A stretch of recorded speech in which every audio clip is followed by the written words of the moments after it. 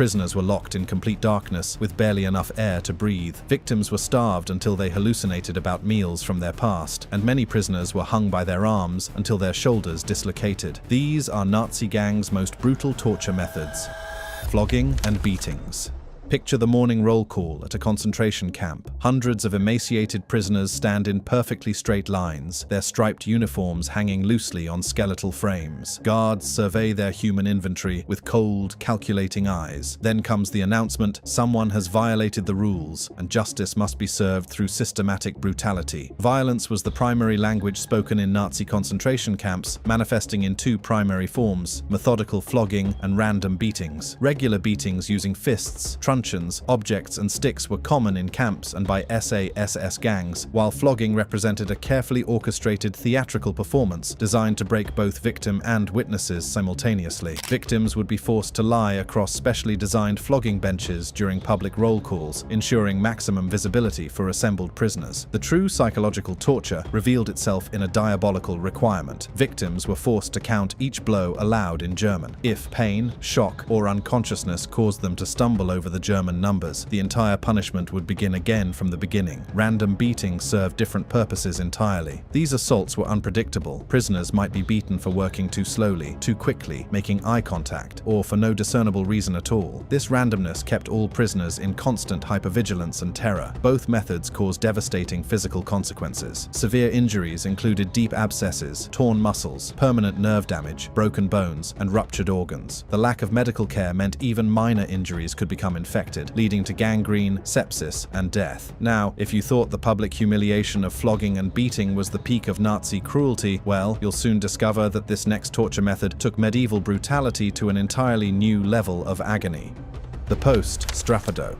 Medieval dungeons provided inspiration for one of the most excruciating punishment methods, the post, also known as strappado. This represented a form of punishment so excruciating that many victims begged for death rather than endure another session. The mechanics were deceptively simple yet terrifyingly effective. Victims would have their hands tied tightly behind their backs with rope or wire, then be hung from a post or hook by these bindings. The key to the torture's effectiveness lay in positioning. The victim's feet would be lifted just enough off the ground so their entire body weight was supported by shoulders forced into an anatomically impossible position. Within minutes, shoulder joints would begin separating, muscles stretching beyond their limits. Blood circulation would be cut off to arms and hands, causing a burning, tingling sensation that gradually gave way to complete numbness. But Nazi administrators understood that pain alone wasn't enough. They needed to maximize psychological impact. Sessions could last for hours, sometimes divided into hourly stints, with brief respites that made resumption of torture more terrifying. During these breaks, victims would be lowered just enough to touch the ground with their toes, allowing circulation to partially return and sensation to flood back into damaged limbs, only to be hoisted up again moments later. Many victims suffered permanent shoulder damage, losing full use of their arms for the remainder of their lives. The arbitrary nature of this punishment kept all prisoners in constant terror. But what happens when even hanging prisoners by their dislocated shoulders isn't enough? The Nazi architects of suffering decided to create an entire building dedicated to refined torture techniques. The darkness of Block. In Auschwitz's sprawling complex, where human suffering was systematized and industrialized, one building stood apart as a symbol of concentrated evil: Block 11, the notorious punishment block. This unremarkable-looking brick building housed some of the most innovative and cruel punishment methods ever devised, earning it the nickname the prison within a prison. Block 11 was where Nazi administrators could indulge their most sadistic impulses away from prying eyes of international observers or even their own superiors. Here, in the basement of this building, they created a series of specialized cells designed not just to confine, but to torture through the very act of confinement itself. The dark cells represented perhaps the most psychologically devastating form of solitary confinement ever conceived. These windowless chambers, measuring barely larger than a closet, were designed to plunge their occupants into absolute darkness, but darkness itself was only the beginning of torment. The cells had minimal ventilation, just a small opening that provided barely enough air to keep occupants alive, but not enough to breathe comfortably. uncontrollably. Imagine being locked in such a space. The darkness is so complete you cannot see your own hand in front of your face. The air is thick and stale, each breath requiring conscious effort. The walls seem to press in from all sides, and silence is broken only by labored breathing and rapid heartbeat. Hours pass like days, days like weeks. Prisoners lost all sense of time, reality, and identity. Some emerged after just a few days completely broken, their minds shattered by the experience. While Block 11's dark cells were horrifying enough, the twisted minds behind these tortures weren't satisfied. They engineered an even more claustrophobic nightmare that defied human anatomy itself. The standing cells. Block 11 housed another diabolically clever punishment method, the standing cells, tiny chambers measuring just 1 square meter, designed to hold up to 4 prisoners at once. The mathematics of human misery were precise: 4 adult human beings crammed into a space barely large enough for 1 person to lie down. These standing cells were introduced in Auschwitz in 1942 and quickly became one of the most feared punishments in the camp. Prisoners would be locked in at night after a full day of back-breaking labor, forced to remain standing in these suffocating chambers until morning. They would be pressed against each other, breathing each other's stale exhalations, feeling each other's sweat and fear throughout the endless night. The physical torment was methodical and calculated. Exhausted prisoners, already weakened by starvation and brutal work, would be forced to support their weight on legs that trembled from fatigue. Their feet would swell, muscles would cramp, and circulation would be severely restricted. The lack of adequate ventilation meant that with 4 people consuming oxygen in such a small space, suffocation, unconsciousness, and death were common outcomes. What made this punishment particularly insidious was its integration into the daily routine. Victims still had to report for work the next day, regardless of whether they'd spent the night standing in these torture chambers. This created a vicious cycle where exhausted prisoners were more likely to make mistakes or appear weak, leading to further punishments and, inevitably, death. If cramming 4 people into a 1-meter box sounds impossible to survive, imagine being sentenced to what appeared like regular work, but was actually a death sentence in disguise. Penal company assignment. The Nazi genius for bureaucratic cruelty reached its zenith in the creation of penal companies, specialized work units that functioned as thinly disguised death sentences. Prisoners were sent to penal units for hard labor, such as at Auschwitz's penal company, which operated from 1940 to 1945. These assignments were presented to the outside world as rehabilitation through work, embodying the cynical slogan "Arbeit macht frei" that adorned concentration camp gates. In reality, these units were designed to work prisoners to death while extracting maximum economic value from their suffering. The work assigned was deliberately impossible to complete, ensuring that prisoners would always fall short of expectations and face further punishment. Members of penal companies faced the most dangerous and exhausting tasks in the camps, carrying massive stones up steep inclines repeatedly, constructing buildings with inadequate tools and materials, or working in quarries where accidents were frequent and medical care non-existent. The work schedule was relentless, often 12-16 hours daily, with minimal rest periods and reduced food rations that made recovery impossible. Assignment to penal companies was often a death sentence due to brutal conditions. The mortality rate in these units was astronomical, with most prisoners surviving only weeks or months before succumbing to exhaustion, malnutrition, disease, or workplace accidents. Those who showed signs of weakness would face additional punishments or be selected for immediate execution, creating an atmosphere of constant terror where survival depended on hiding injury, illness, and despair. The penal companies embodied the Nazi philosophy of extracting every possible benefit from human suffering before discarding the victims entirely. Now, you might think working prisoners to death was brutal enough, but what if I told you the Nazis found something even more psychologically devastating than physical destruction? Public humiliation.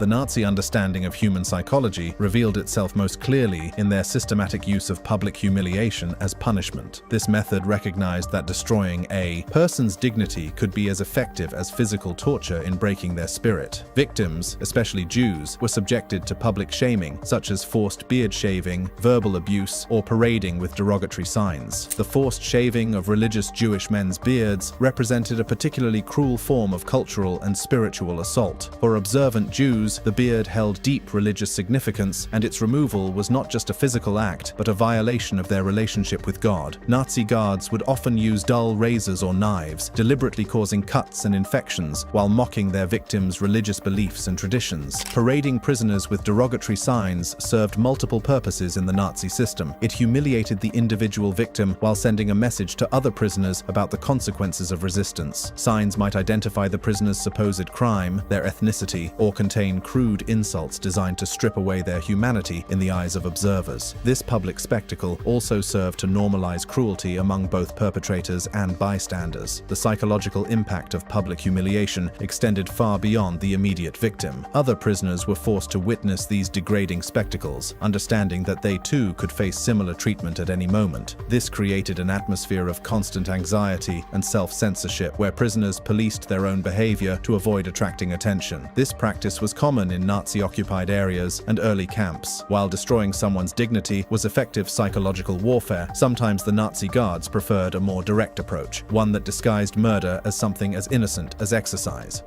Penal exercises.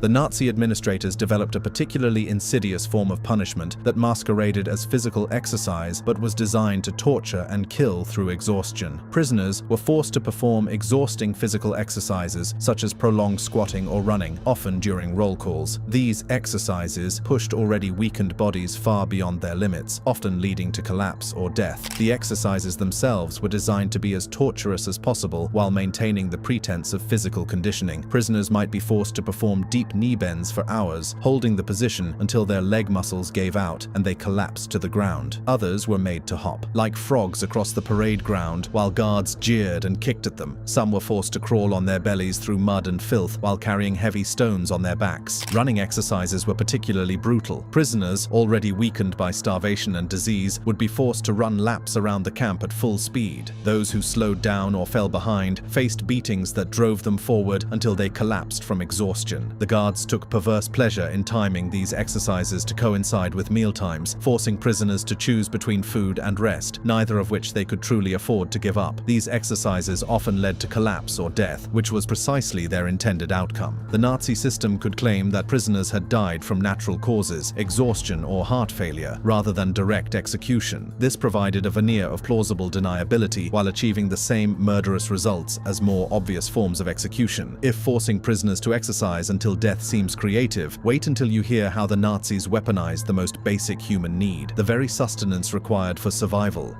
starvation.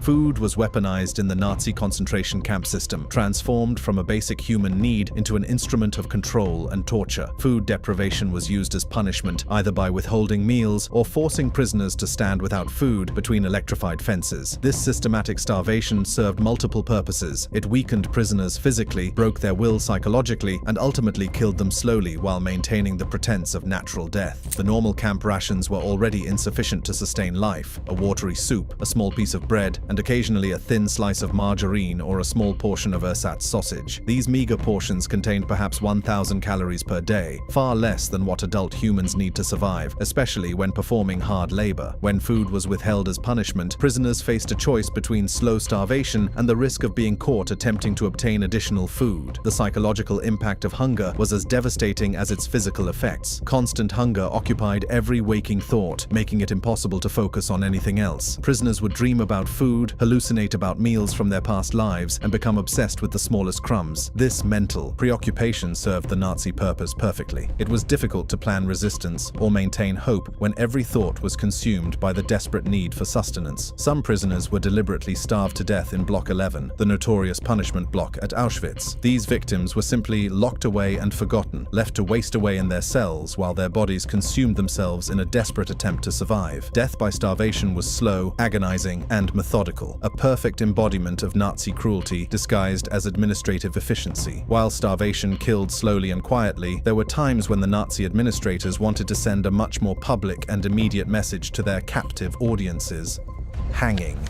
Execution by hanging served dual purposes in the Nazi concentration camp system. It eliminated perceived threats while simultaneously terrorizing the remaining prisoner population. Hangings were used for executions, particularly for failed escape attempts, and were often conducted publicly during roll calls to intimidate others. These weren't quick, merciful deaths, but prolonged spectacles designed to maximize both suffering and psychological impact. The condemned prisoners would be brought before the assembled camp population during the evening roll call, when when exhausted prisoners were forced to stand at attention for hours. The gallows would be erected in full view of everyone, often with multiple nooses when several prisoners were to be executed simultaneously. The Nazi administrators understood the power of ritual and ceremony in amplifying terror, so these executions followed a prescribed format designed to maximize psychological impact. Before the execution, the condemned would often be forced to make statements confessing their crimes and warning other prisoners against similar actions. These coerced confessions served to legitimize the execution in the minds of witnesses while simultaneously demonstrating the futility of resistance. The actual hanging was deliberately slow and painful, with the victims struggling for several minutes before losing consciousness. The bodies would be left hanging for extended periods, sometimes for days, as a constant reminder of the fate awaiting those who challenged Nazi authority. These public hangings were conducted at camps like Auschwitz and Majdanek to ensure maximum visibility and psychological impact. The forced witnessing of these executions traumatized the surviving prisoners, many of whom never recovered from the experience of watching their fellow inmates die in such a brutal public manner. Though public hangings provided spectacular psychological warfare, efficiency-minded Nazi executioners soon discovered that this next method offered the perfect combination of speed, certainty, and bureaucratic convenience: shooting.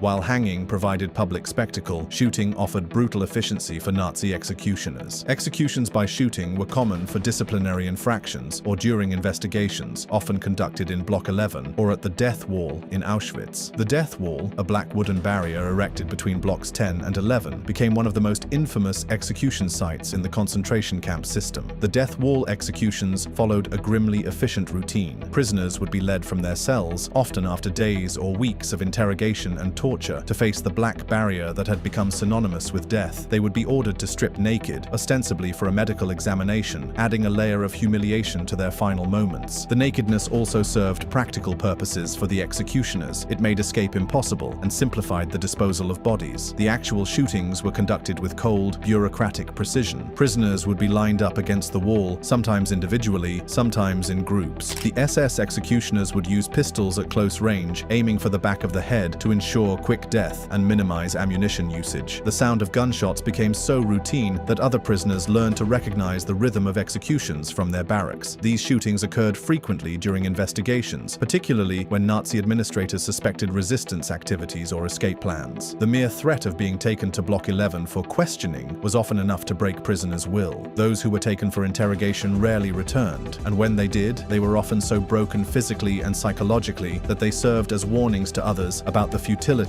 of resistance. Now, if you thought quick executions were the worst fate prisoners could face, consider how the Nazis transformed the concept of honest work into yet another instrument of systematic murder: forced labor.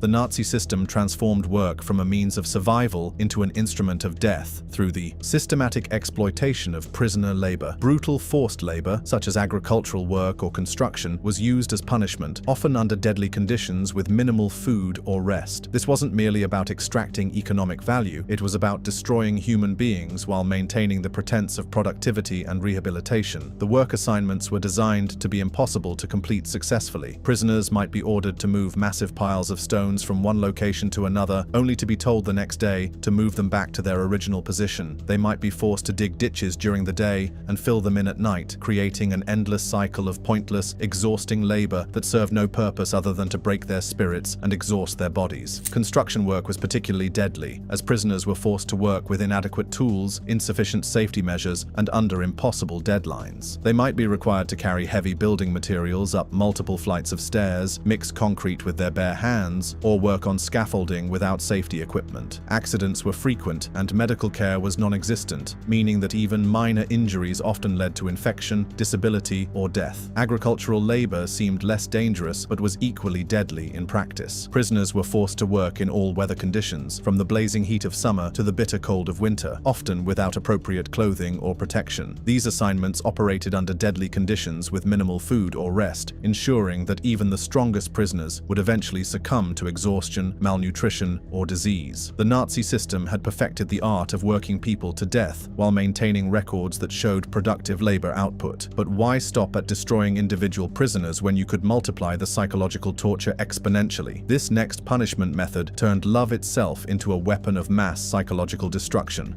Sippenhaft, kin liability.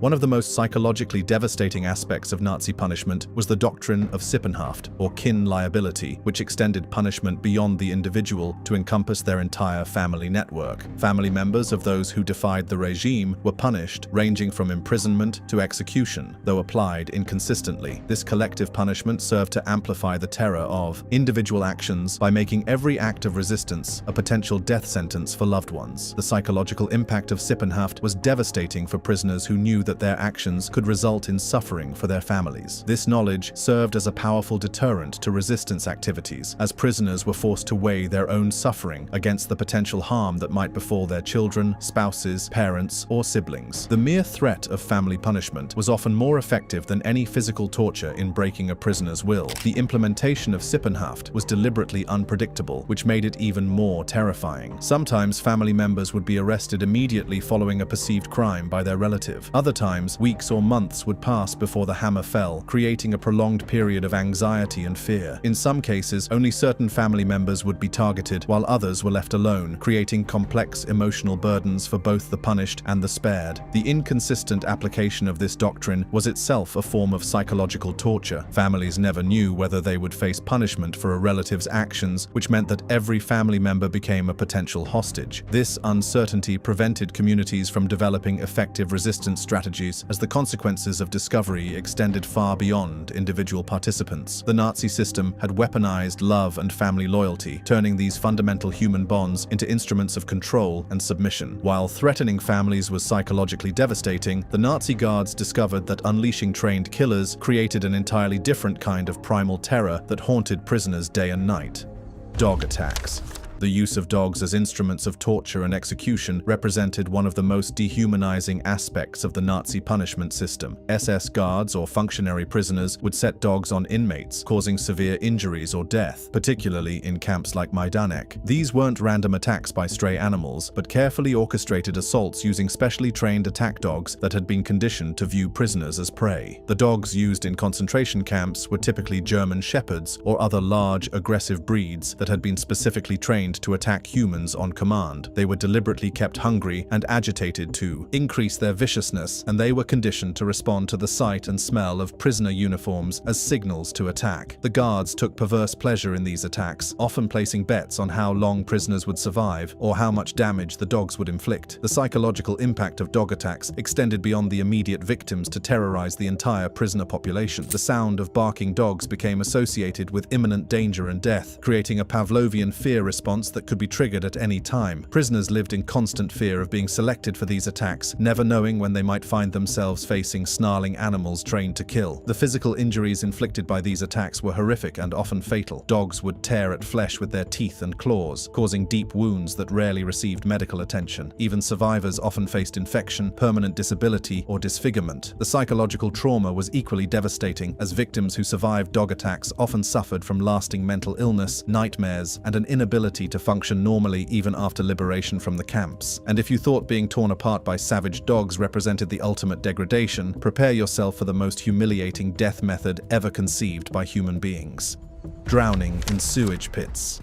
Perhaps the most degrading and horrific punishment method employed by Nazi administrators was drowning prisoners in sewage pits, a death that combined the terror of suffocation with the ultimate humiliation of being submerged in human waste. In some camps, prisoners were submerged in sewage or fire basins as a form of torture or execution. This method embodied the Nazi philosophy of reducing their victims to less than human status before killing them. The sewage pits served practical purposes in the camp infrastructure, processing waste from thousands of prisoners and guards, but Nazi administrators discovered they could serve a dual purpose as execution chambers that would break their victims' spirits completely before ending their lives. The condemned would be forced to enter these pits, often after being beaten or tortured to ensure compliance, and then held underwater until they drowned in the filthy, contaminated water. The psychological horror of this method cannot be overstated. Victims faced not just the terror of drowning, but the ultimate degradation of dying surrounded surrounded by human excrement and waste. This method was designed to strip away every vestige of human dignity, reducing the victim to nothing more than refuse to be disposed of. The symbolism was deliberate and cruel. The Nazi system was literally drowning people in filth, making their final moments as degrading as possible. Witnesses to these executions were traumatized beyond measure, forced to watch fellow human beings die in the most humiliating circumstances imaginable. The guards who carried out these executions often showed signs of psychological damage themselves, though this never prevented the continuation of such practices. The use of sewage pits as execution chambers represented the absolute nadir of human cruelty, a method so depraved that it defied comprehension even among the catalogue of Nazi atrocities. Thank you for watching. If you enjoyed watching this video, click on one of the boxes playing on your screen to watch more similar content.